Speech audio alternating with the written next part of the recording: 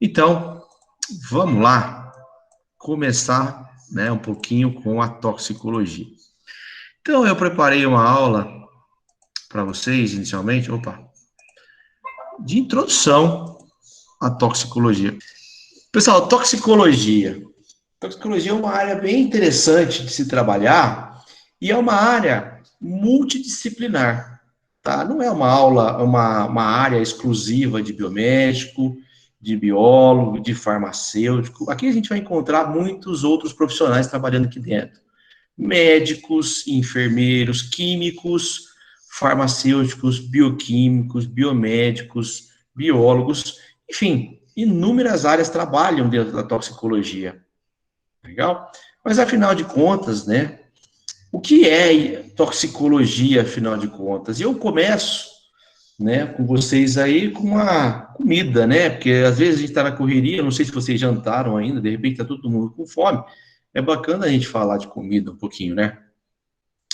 Vocês já ouviram alguma história, por exemplo, que fui numa festa, comi alguma coisa e não fez bem, né? Tive diarreia, alguma coisa assim? Todo mundo já deve ter visto uma história, né? Assim, às vezes, né, a pessoa vai em uma determinada festa e come alguma coisa, passa mal. E aí, o grande vilão da maioria das festas é justamente a maionese ou algo parecido, não é? É o vilão de toda a festa. Agora, vamos discutir um pouquinho o que pode acontecer, por exemplo, com uma comida, como essa que eu mostrei na imagem, em uma festa. Vocês sabem a diferença, na boa, de uma infecção e de uma intoxicação?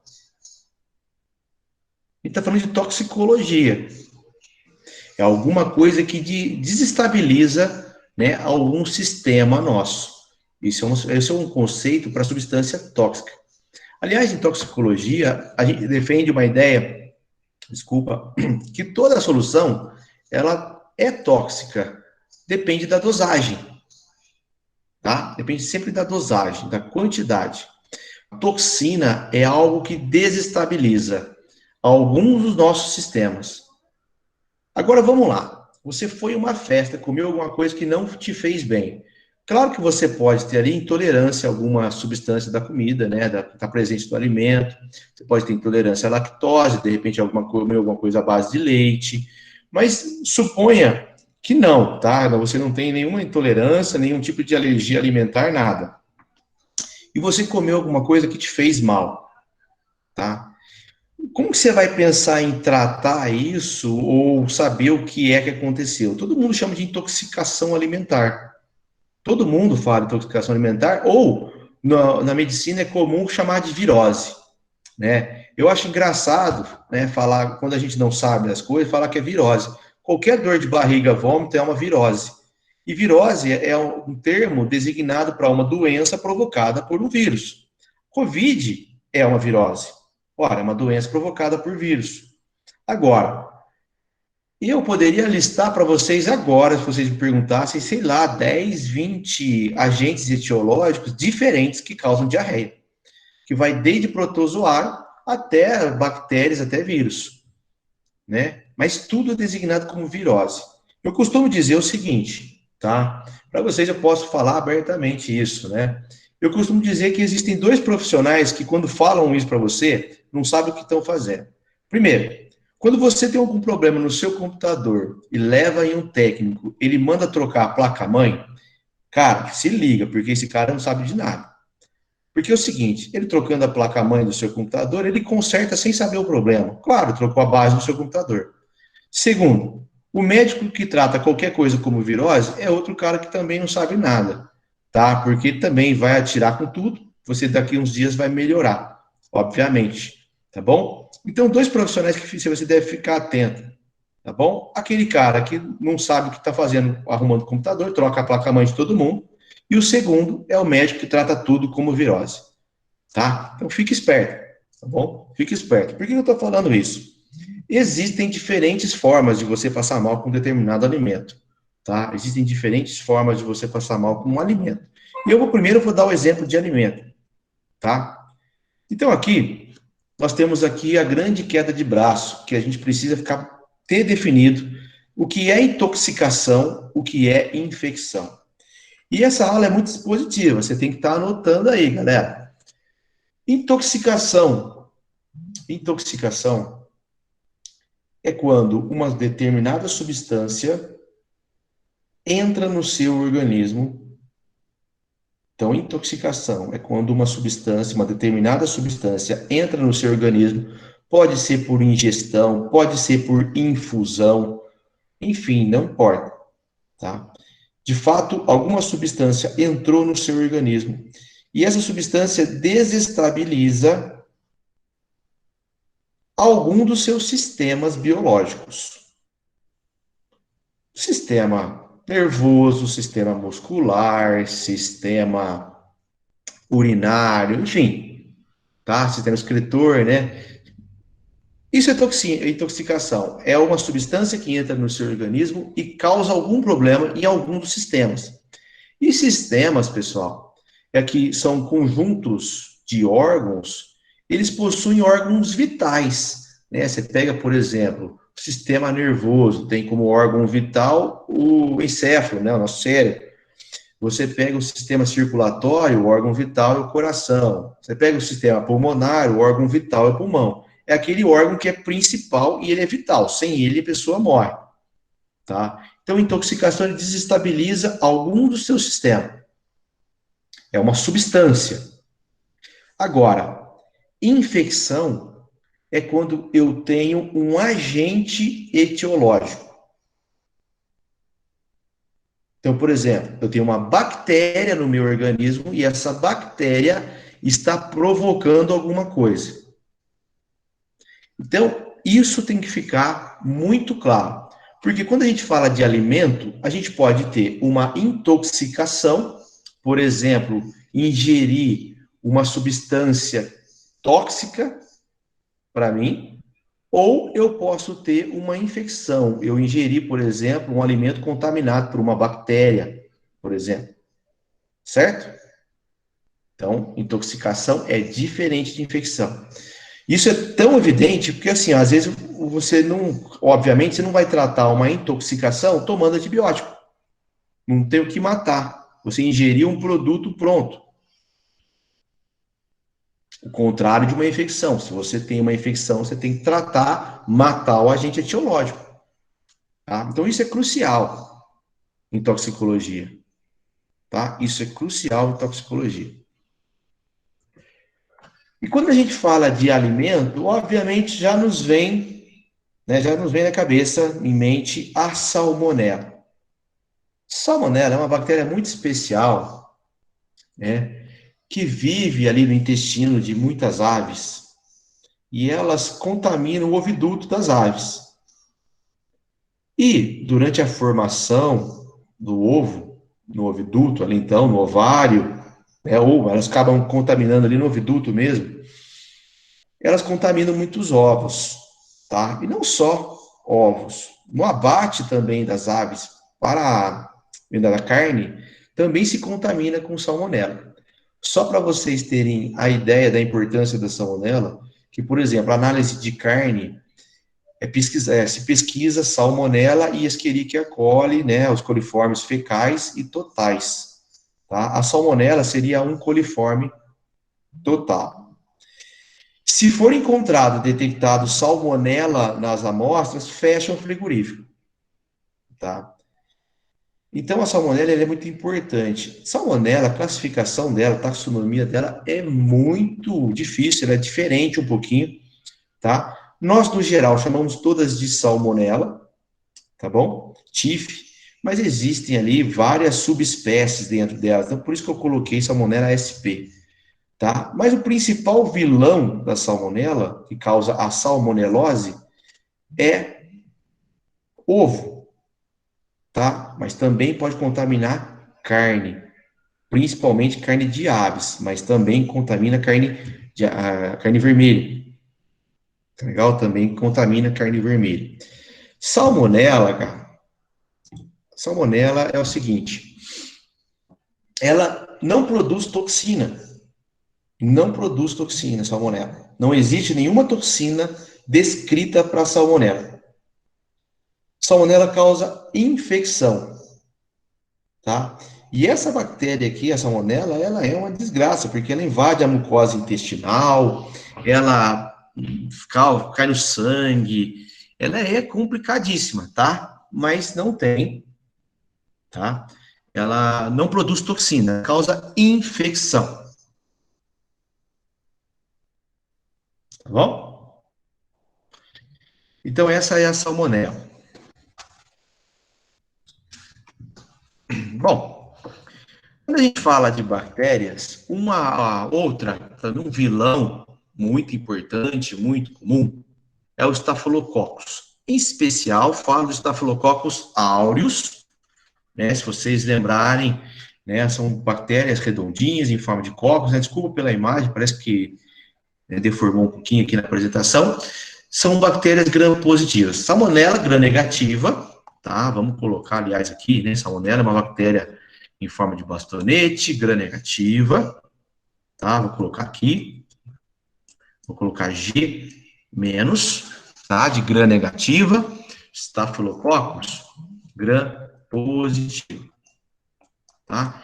Em especial, Staphylococcus aureus.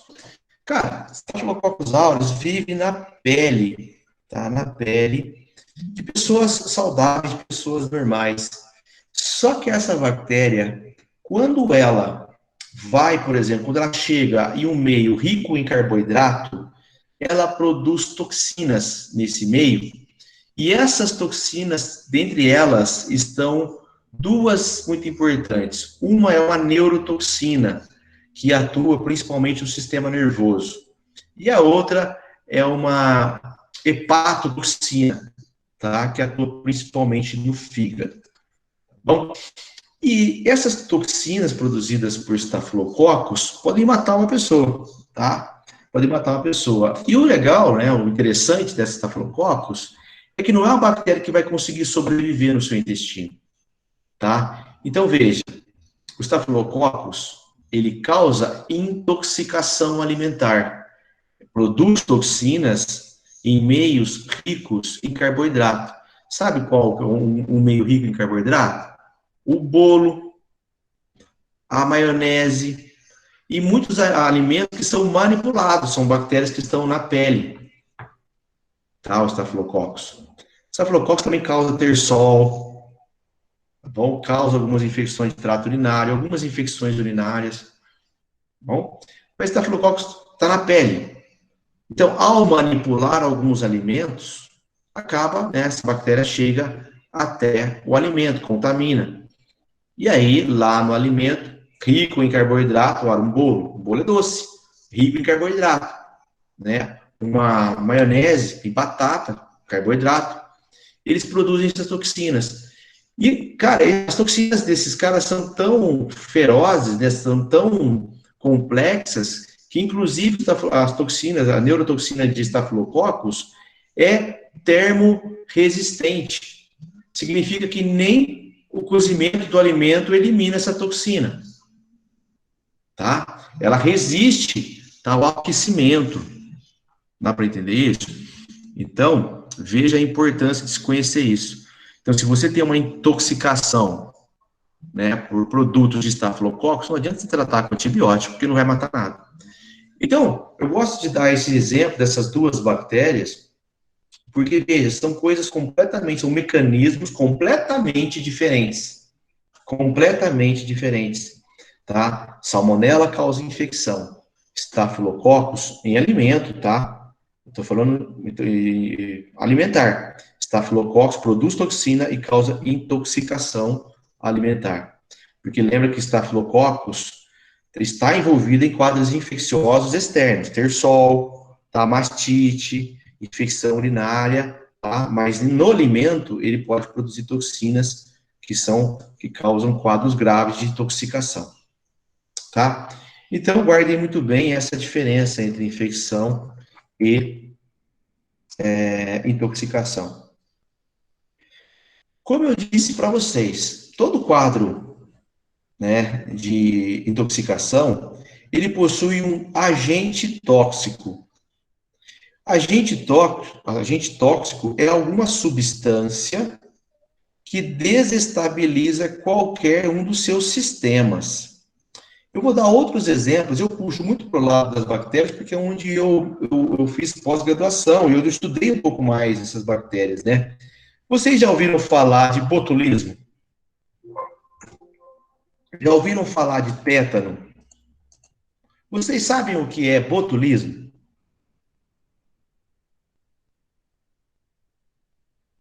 O que seria botulismo? O que seria tétano? Tétano, todo mundo lembra só quando tem que tomar vacina, que é dolorido, né? Agora, o que é o tétano?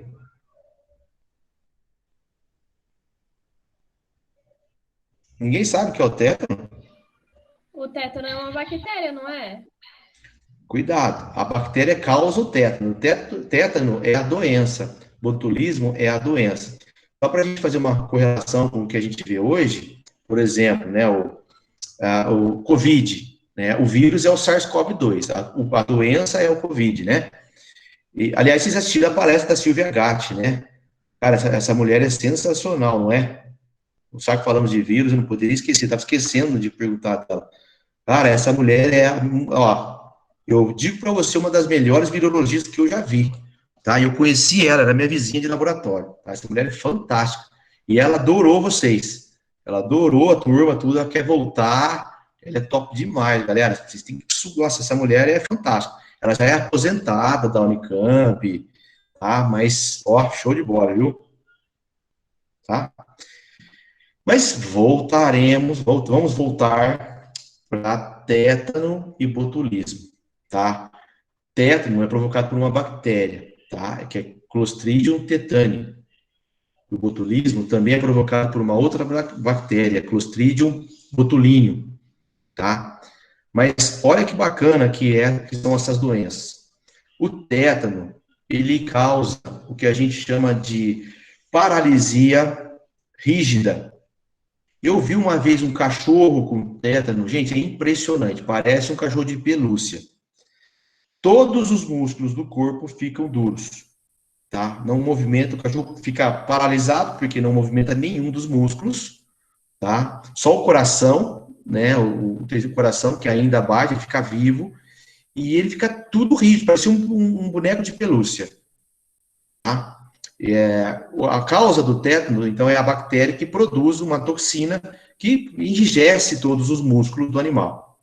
Agora, o botulismo também é um tipo de paralisia, mas é o que a gente chama de paralisia flácida. É o inverso do tétano. Tudo amolece, a pessoa não consegue se movimentar porque perde os movimentos de todos os músculos. Tá? Veja só a importância dos dois. Tá? Aí a toxina do botulismo, né, parte dela, tá, uma partezinha dela, é utilizada no Botox, né, no famoso Botox. Tá? Bom?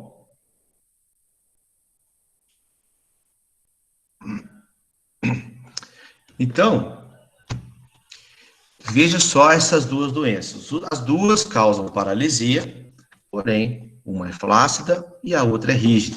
Bom? O tétano e o botulismo. Bom, então, veja, aqui um esqueminha mostrando todos os nossos sistemas, todos não, né? Alguns de nossos sistemas. E agente tóxico é alguma coisa que descontrola qualquer um deles, tá? No caso, falei para vocês do botulismo, do tétano, que desestabiliza o nosso sistema muscular. Falei para vocês, por exemplo, de salmonela, que desestabiliza nosso sistema digestório, né? Que mais? Falei da intoxicação por toxinas, né, de estafilococcus, que desestabiliza o nosso sistema nervoso, ok? Enfim, tá? Toda intoxicação, ela é provocada por um agente tóxico. É uma substância que desestabiliza um ou mais sistemas biológicos. Bom, isso é a definição para agente tóxico. Bom, A gente também, quando fala de toxicologia, também tem que lembrar e tem que saber o que é veneno. Qual que é a diferença de um agente tóxico e de um veneno? Veneno é uma substância que vai destruir células, vai destruir tecidos. E o veneno é um termo designado principalmente para os animais. Porque os animais utilizam de veneno para autodefesa ou predação, para se alimentar. E dentro da toxicologia, um ramo dessa toxicologia muito importante, tá? E assim, eu diria que muito promissor, inclusive, vale a pena, né? Dar uma olhada, quem se interessar, trabalhar, por exemplo, com veneno de serpente, tá? Porque só dá uma pesquisadinha, quem tiver no computador aí, quanto custa 1 grama de veneno de serpente, tá? Só para você ter uma ideia, tá? Uma área que, de repente, alguém aí se interessa, está dentro da toxicologia, tá bom? Então, o veneno, diferente de agente tóxico, é algo que destrói, que mata, né? Por exemplo, uma serpente usa o seu veneno para caçar, para predar, ok? E em alguns outros animais, é apenas uma substância para autodefesa. Legal? Isso é veneno. Então, veja, por exemplo, aqui, né, o processo de extração de veneno de escorpião, tá? Então, por exemplo, se você gosta dessa área, você pode, por exemplo, pesquisar e procurar estágio, pós-graduação e tudo mais, em departamentos de toxicologia.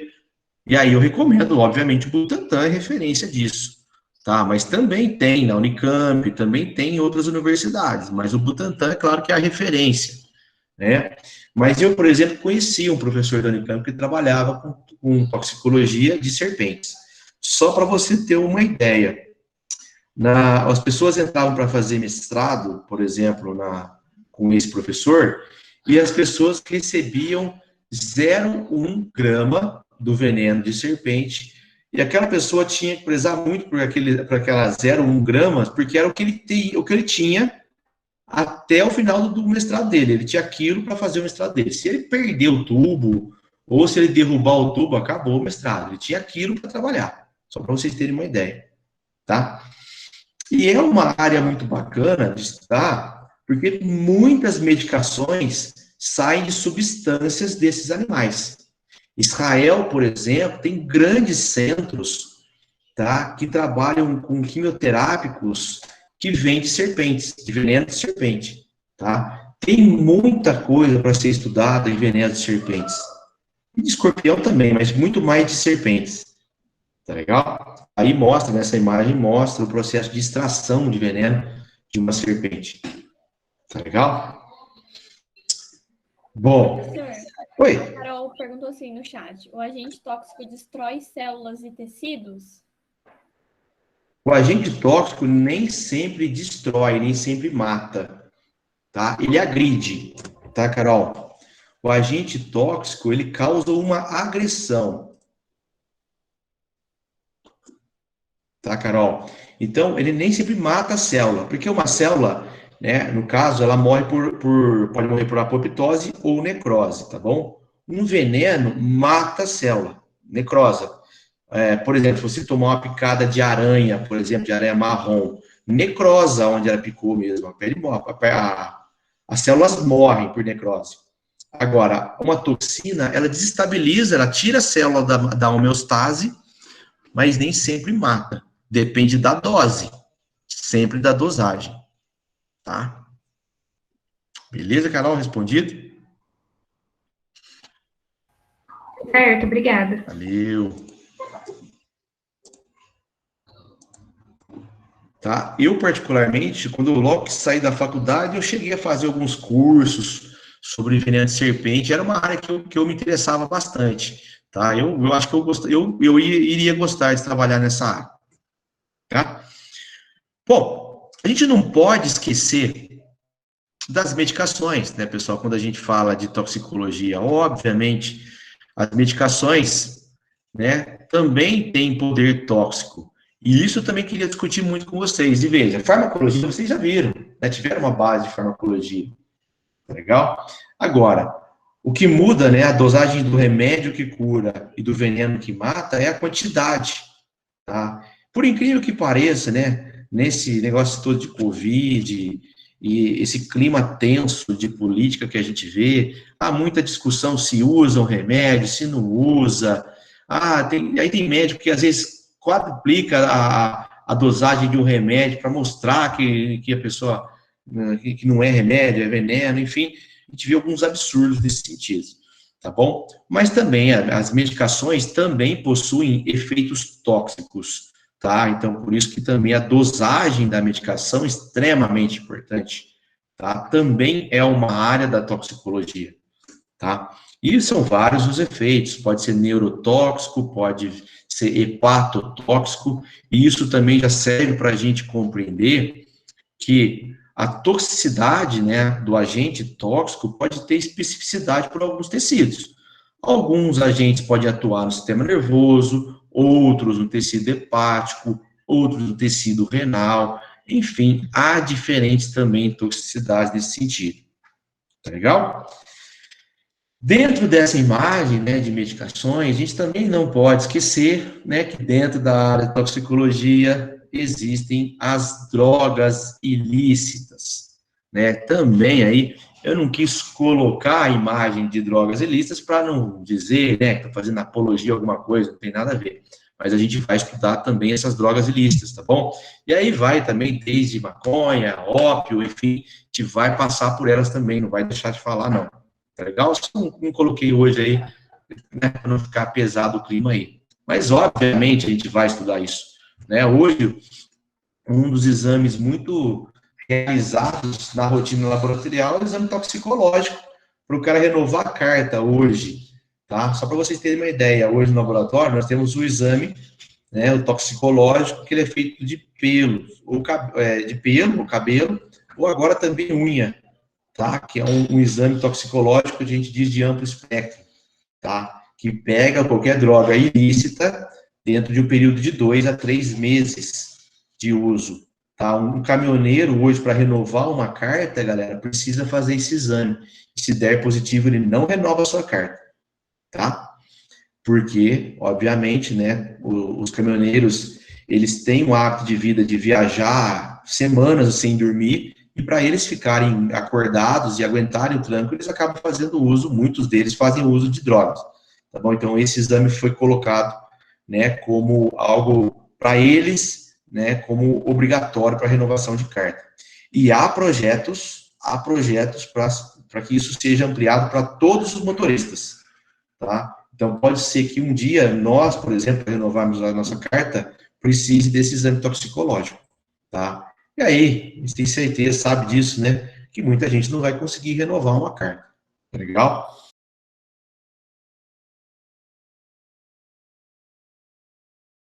Pessoal, alguém pode falar para mim, exame toxicológico, estava falando toxicológico.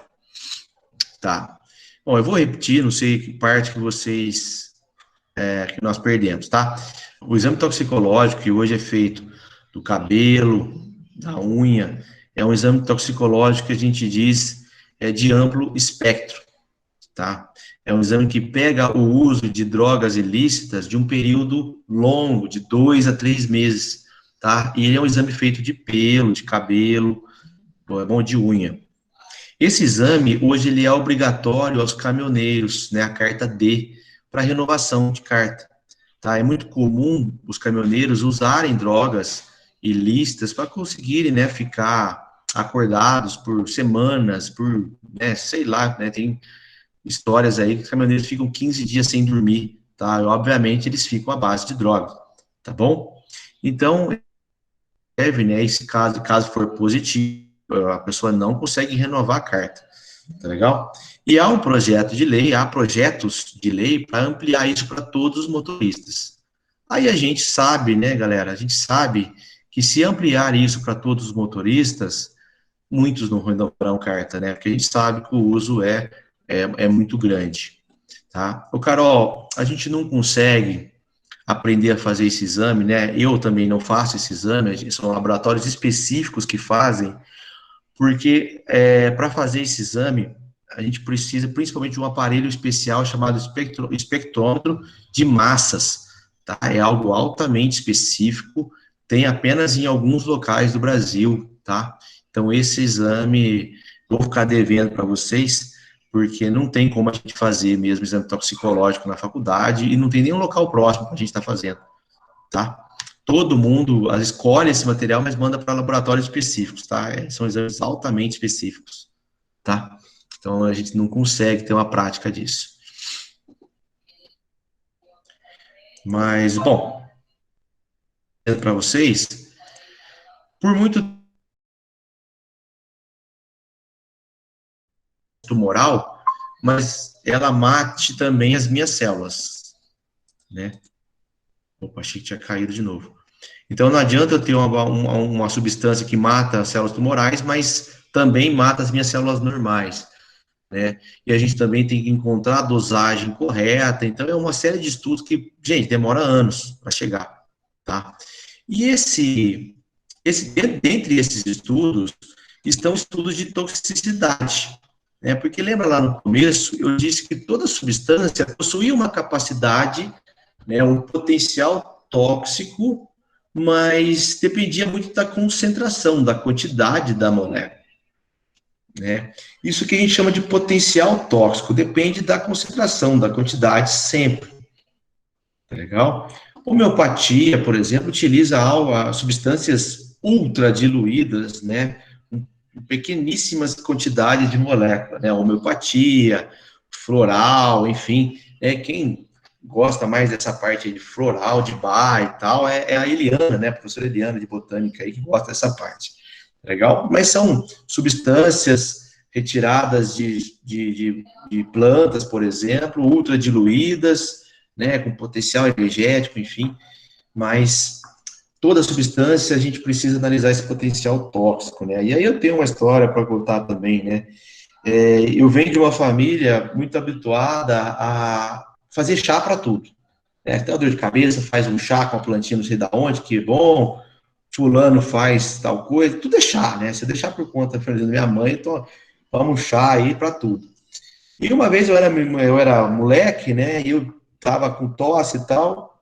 E aí, gente, a minha mãe e mais duas irmãs, cada uma me deu um chá diferente, tá? Eu dormi e acordei, né? Sem respirar praticamente, aí quase morrendo. Com certeza, né? Eu tomei alguma coisa tóxica para mim, tá legal? Isso é muito importante a gente falar, porque plantas possuem muitas substâncias com grande potencial tóxico, tá? Chá, tá? É um perigo, tá? Tomar chá de qualquer jeito, qualquer tipo de chá, tá? Porque a substância, se você ingerir muito, essa substância pode ser tóxica ao seu organismo, tá? E isso eu posso generalizar para qualquer tipo de chá. Agora, tem várias moléculas que possuem algum efeito tóxico do que você está habituado, né? Dia a dia, todo dia você entra em contato aí com algum tipo de coisa. No alface, por exemplo, existem substâncias que dão sono. No maracujá, existem substâncias também, né, calmantes que dão sono. O maracujá, inclusive, ele é utilizado em transporte de peixes, tá? Por exemplo, em criadores de peixe que transportam peixes até as regiões pesqueiras, usam o maracujá para acalmar os animais para chegar para outro local de transporte. Quase que dopa o animal, né? Quase dopa o animal ali para fazer transporte. Mas o que eu queria dizer para vocês é justamente isso, né? A toxicidade, que é baseada no potencial tóxico. E para a gente analisar isso, é claro que a gente precisa de ensaios in vitro, tá? E ensaios in vitro para células eucariontes é feito em cultura de tecido. Nós temos cultura de micro-organismos, por exemplo, feitas em placas de Petri, mas nós também conseguimos células em cultura. Olha só, nós conseguimos, hoje já é possível isso, não é nada muito difícil de fazer, inclusive, de retirar células minhas e produzir uma cultura de tecido das minhas células in vitro, tá? E tem muita pesquisa em cima disso também, tá? Então, um dos passos para saber, né, para uso de determinada substância, é justamente pegar essa substância isolada, tá? Fazer ensaios in vitro, né, por exemplo, em placas de Petri, para saber o efeito da substância na célula, né, em célula. Depois existem exames ex vivo, né, que é em órgãos, em tecidos, e depois experimentos em vivo. Tá legal? Então, dentro da toxicidade, no primeiro passo, no primeiro momento, a gente faz com cultura de tecido, ensaios de citotoxicidade. Então, antes de eu aplicar alguma coisinha em alguém, eu preciso saber se mata ou se não mata uma célula, se deforma ou se não deforma uma célula. Tá legal? Isso é toxicidade, isso é o potencial tóxico de uma determinada substância, tá? Hoje em dia, né, tanto se fala das medicações do Covid e tudo mais, e aí, tal eficiente, não é, cada médico está fazendo de um jeito, existe grupo de médico defendendo determinada medicação, existe outro grupo defendendo outro, enfim, essa discordância, inclusive na área médica, né? Ontem, por exemplo, estava reunido com alguns médicos, eles estão defendendo determinado tratamento, outros não, enfim, está um absurdo em cima disso, inclusive, mas, né, os ensaios de toxicidade são extremamente importantes, tá? Extremamente importantes. Bom, para se definir a ação tóxica, eu preciso estudar mecanismos. Essa imagem que tem no fundo para vocês, slide, são imagens de imunofluorescência. São as imagens, eu acho linda essa imagem aqui, né? A gente consegue marcar com substâncias fluorescentes, por exemplo, núcleo da célula, citoesqueleto, de diferentes cores, tá? E aí a gente consegue analisar alterações mínimas na morfologia celular. Então, eu tenho uma determinada célula, eu preciso saber como é a morfologia normal dela, para saber se determinada substância altera, né, desestabiliza isso de algum jeito ou não, tá? E assim eu determino a ação tóxica. Por exemplo, se a minha célula tem um determinado formato em condições normais, se eu aplico determinada substância e isso se altera, opa, alterou, por quê? Porque está agredindo a minha célula. São formas de se estudar a ação tóxica, tá bom? De se pesquisar mecanismos. E aqui nessa imagem é um pequeno exemplo, né? Aqui consegue ver a morfologia nuclear, a morfologia citoplasmática, muito bem. Dependendo do sistema afetado, do sistema celular afetado, eu tenho um protocolo de conhecimento de mecanismos de ação de fármacos, de substâncias, enfim. Mas isso não é tão simples, não é tão bonito. Professor, Oi. tá travando bastante. Nossa, tá travando bastante? Uhum. Qual parte que você travou, que você quer que eu volte? Essa? O finalzinho da última parte deu uma travada. A Beatriz está falando que a internet dela tá horrível. Tá, E eu acho a que... Tem hora que não muda o slide. Tá, entendi. Bom, são vários, estou vendo aqui nos grupos de aluno, tem muita gente reclamando aqui, eu acho que é algum serviço específico aí de internet. Mas, bom, vamos lá. Eu vou voltar aqui, tudo bem? Eu acho que foi nessa parte, né? O que eu queria dizer para vocês aqui, que os ensaios de citotoxicidade visam, tá, se estudar mecanismos. Então, veja, a gente começa, se a célula é a unidade básica da vida, se é a unidade básica de todo ser vivo, eu começo estudando as alterações celulares, tá? Eu começo estudando mecanismos que alteram a homeostase de uma célula. Então, como eu falei para vocês, eu posso ter uma determinada substância muito promissora para algum tipo de tratamento, porém eu tenho que saber se a substância não altera uma célula normal. E aí que entra a determinação tóxica. Toda substância, ela possui uma certa toxicidade, mas para isso eu preciso avaliar a dosagem, o que muda é sempre a dosagem. Então eu preciso chegar num consenso em qual dosagem eu posso aplicar que não altera as minhas células normais. Legal? Isso é a determinação da ação tóxica. Bom, estudos posteriores devem ser realizados em vivo. E aí que entram experimentos em organismos modelo. Por exemplo, esse camundongo. E uma coisa importante também, tá, pessoal? Camundongo é diferente de rato, tá? Existem esses dois modelos. Modelos em laboratório, né, que se cria em biotérios, né, que são os animais de laboratório, são muitos. Por exemplo, camundongos, ratos, as cobaias, né, estamos falando de cobaias, que é o porquinho da Índia, literalmente, coelhos, cachorro. Quando eu estava, por exemplo, no doutorado já, eu acho, saiu uma onda de pessoas que defendiam, não gostavam, né, eram contra as pesquisas em animais, tá? E a nossa unidade aqui não visa discutir os pontos éticos relacionados a isso, não é nada disso, se gosta, se não gosta, né? Estou querendo só que vocês entendam como é feito. E eles começaram a invadir laboratórios em todos os centros e soltar os animais, fizeram uma bagunça, tá?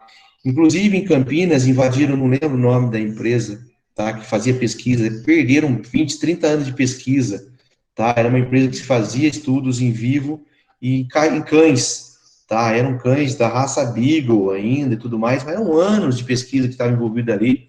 Esse pessoal invadiu lá, quebrou tudo, soltou todos os animais, levou embora os animais. Bom, enfim, estudos de mais de 20 anos se perderam por conta disso, tá? Então, por mais que você seja a favor ou contra o uso de animais em pesquisa, eu falo para vocês o seguinte, tá? Eu não tenho viés de discutir, não quero, né, eu não tenho ideia de discutir com ninguém isso, mas é preciso, tá? Porque estudos in vitro são limitados, né? Eu colocar um meio de cultura com concentrações de substâncias conhecidas e testar alguma coisa, isso não condiz com a realidade quando eu chego a um nível de organismo. E, ora, eu preciso ter um organismo, então, eu preciso ter um ser vivo. E um camundongo, por exemplo, ele possui todos os sistemas que nós possuímos. Se eu tenho uma determinada substância, né, que pode desestabilizar qualquer sistema, seja muscular, esquelético, nervoso, excretor, enfim, qualquer um deles, é melhor eu pesquisar isso em um camundongo, por exemplo, do que num ser humano, não é? E eu não tenho que saber dessa dosagem? Então, veja, uma etapa seguinte desses estudos visa, né, se determinar o que a gente chama de DL50, tá? Que é a dosagem letal de 50% dos animais. É aí que entra, né, o número amostral, a quantidade de animais que eu preciso testar. Então, por exemplo, eu pego lá 10 camundongos e eu aplico lá a concentração que eu já determinei em célula, né, em placa, tá? E vejo aquela concentração que mata até 50%, tá? Então, eu tenho que usar concentrações abaixo disso, né? Eu tenho que usar uma dosagem letal abaixo de 50%. É uma forma de se determinar a ação tóxica de qualquer tipo de substância, tá bom? Eu preciso de um modelo orgânico, eu preciso de um organismo para se testar isso, tá legal? Eu preciso de um organismo para se testar isso. Bom, uma vez que eu conheço determinada substância, que eu conheço a sua estrutura molecular, né? Eu conheço primeiro sua composição atômica, sei, né, a sua composição molecular, sei, inclusive, a estrutura tridimensional de determinada substância, aí eu passo a conhecer, eu passo a testar e procurar por um antídoto. Afinal de contas, o que é um antídoto? É uma substância antagonista. É, às vezes, uma substância que mimetiza a minha substância tóxica. Então, ela se parece com a minha substância. Nesse exemplo, ó, eu coloco aqui só uma parte de uma membrana plasmática. Veja aqui, ó, fosfolipídio. Aqui eu vejo proteínas de transporte. Tá? Proteínas de transporte. Essas proteínas de transporte intermembrana, né, que atravessam a membrana, geralmente elas possuem um sítio de ligação. Como que elas controlam o que entra e o que sai da célula? Porque uma substância específica vai ser reconhecida por um ponto nessa molécula e vai entrar. Assim, essa proteína permite que a determinada proteína passe. Nesse exemplo aqui, ó, nessa roxinha que eu tenho aqui, por exemplo, olha que o encaixe é perfeito desse triângulo. Nessa redondinha aqui, ó, olha lá, a bolinha se encaixa perfeitamente. Ok? Agora, se eu sei como isso acontece, isso é o estudo de mecanismo, tá? O estudo de mecanismo, eu consigo construir um antídoto, tá? Basicamente, alguém está tentando falar comigo?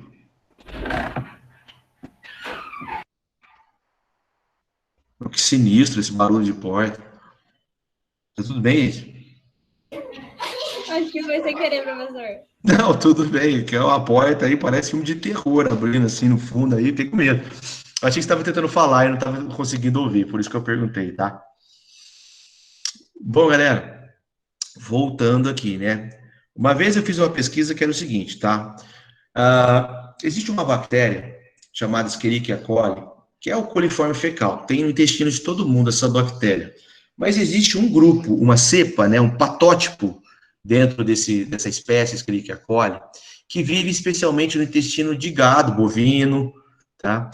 E essa bactéria especial, ela consegue produzir uma toxina muito forte, né, que pode literalmente destruir os seus rins e matar uma pessoa. Tá? Vira e mexe, essa bactéria, ela causa surtos em Estados Unidos, Europa.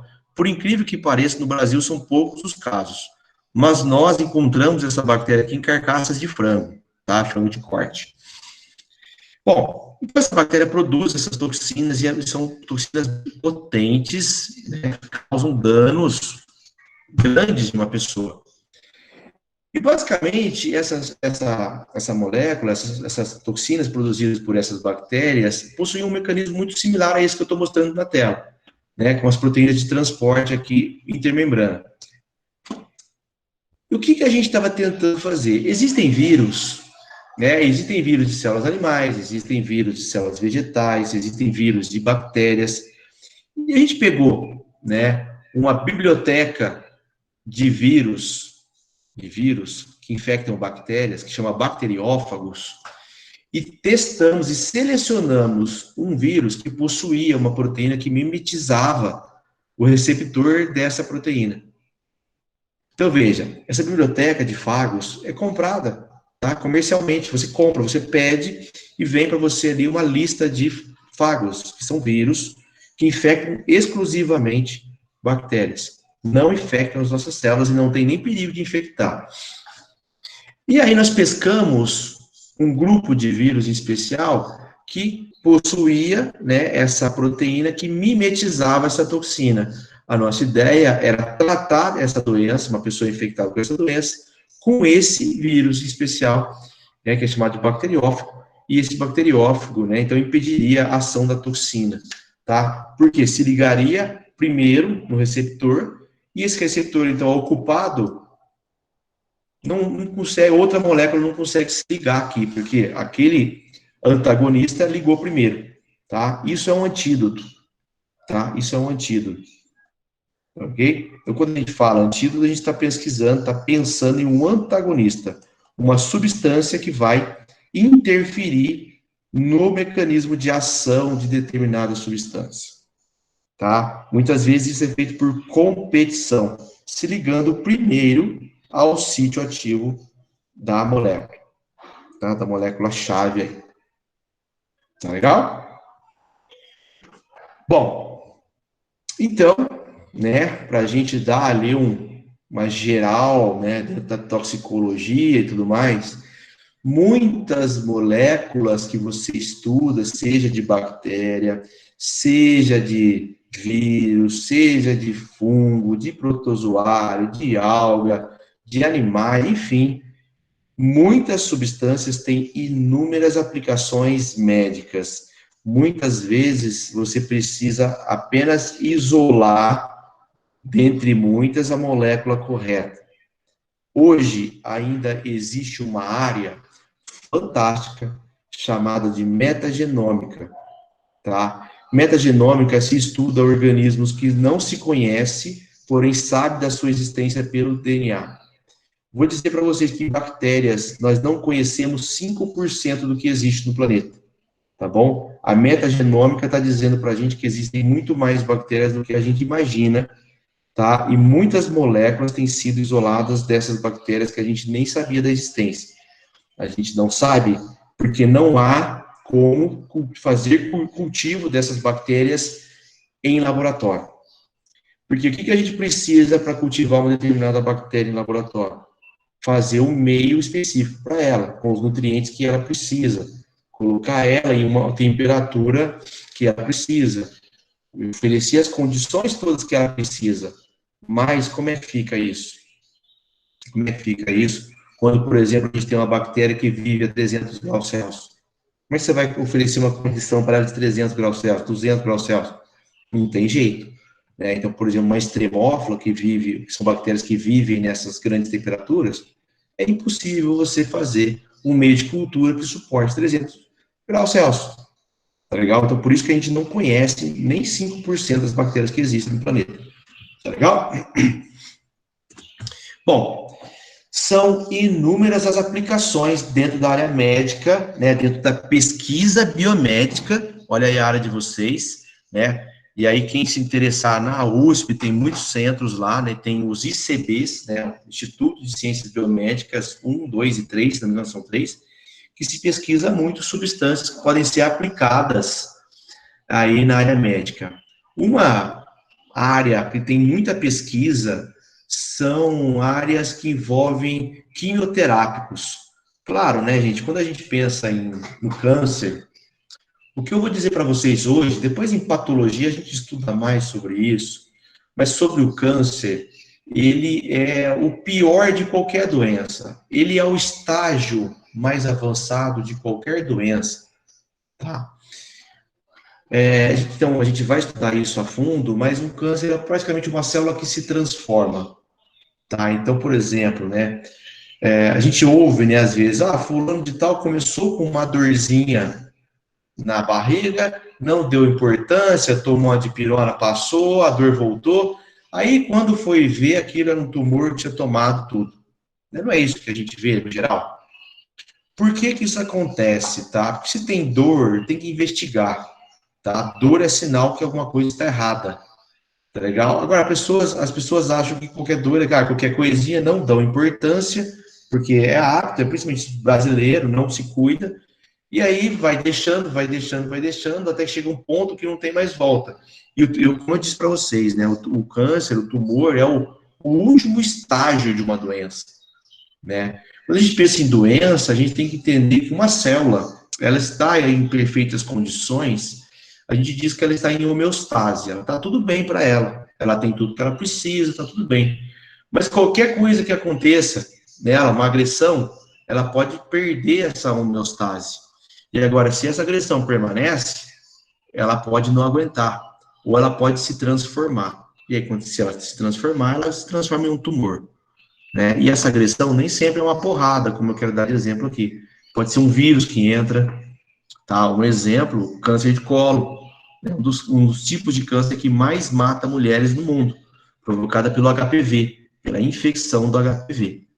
Tá legal? Bom, que é um vírus, tá legal? Então, tumor é sempre o estágio final, o pior estágio de qualquer doença, e muita pesquisa tem envolvendo substâncias antitumorais, substâncias que atacam células tumorais, mas não atacam suas células sadias, tá?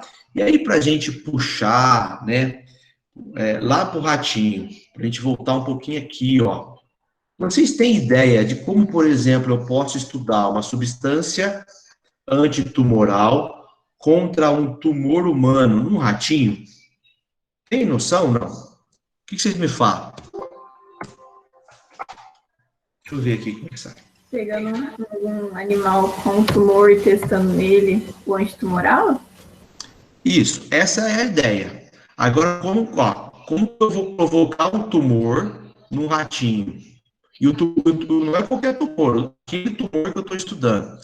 Vou dar um exemplo. Vou estudar uma substância antitumoral contra o melanoma, câncer de pele. Como é que eu vou provocar um tumor de câncer de pele no ratinho? Deixando ele exposto a alguma coisa? Não sei. Se eu deixar ele exposto a alguma coisa, eu posso matar ele só por essa exposição, eu posso provocar outros tipos de tumor que não é específico daquele que eu quero. Eu posso causar outros tipos de doença nele. Agora, olha que bacana, assim, no sentido de pesquisa, né? Eu gosto de pesquisa, né? Sei que tem gente aí que não gosta dessa pesquisa com animal. Mas que bacana no sentido, assim, da inteligência do experimento, do desenho do experimento. Acontece o seguinte, ó. Se eu quero estudar um tumor humano, eu estou pesquisando alguma substância contra um tumor humano. Sabe o que eu faço? Eu pego essa célula tumoral, que possui exatamente as características que eu estou estudando, e eu injeto, inoculo em uma área do ratinho. Esse ratinho, ele pode desenvolver aquele tumor que eu quero, e de células humanas. Tá legal? Eu faço no ratinho, em um organismo, um tumor humano dentro do ratinho. É extremamente perigoso trabalhar com célula tumoral, galera, porque se você espetar o dedo com uma célula tumoral, você está injetando célula tumoral em você pode desenvolver o câncer, tá? Então, olha só que interessante. Se eu estou estudando determinado tumor, eu posso pegar essa célula tumoral, colocar ela no ratinho, e essa célula tumoral pode desenvolver aquele tumor que eu quero no organismo, no rato. E aí eu pesquiso aquela substância contra aquele tumor em um organismo. O organismo humano? Não, porque eu não posso. Mas em um rato eu posso. Claro que envolve todo um comitê de ética, um protocolo muito bem definido, né? Mas é assim que eu estudo, por exemplo, um câncer, um tumor, tá? Eu cheguei a fazer isso, tá? De pegar a célula tumoral, colocar no rato, agora vamos aplicar tal substância para ver se vai diminuir esse tumor no rato. Diminui, não diminui, combate ou não combate, tá? Protocolo bem interessante. Assim eu consigo estudar o tumor específico. Bom, então aqui a pesquisa tumoral, obviamente, né, também tem muitas substâncias que são pesquisadas, muitos dos antibióticos que a gente tem são produtos do metabolismo fúngico, né, inclusive a penicilina foi descoberta por acidente, né, que é uma substância produzida pelo penicillium, né, daí vem o nome penicilina, tá? Muitos antibióticos estão em pesquisa, são produtos de bactérias, de fungos principalmente, mas existem também alguns de bactérias, tá? São substâncias produzidas por micro-organismos normalmente que combatem outros.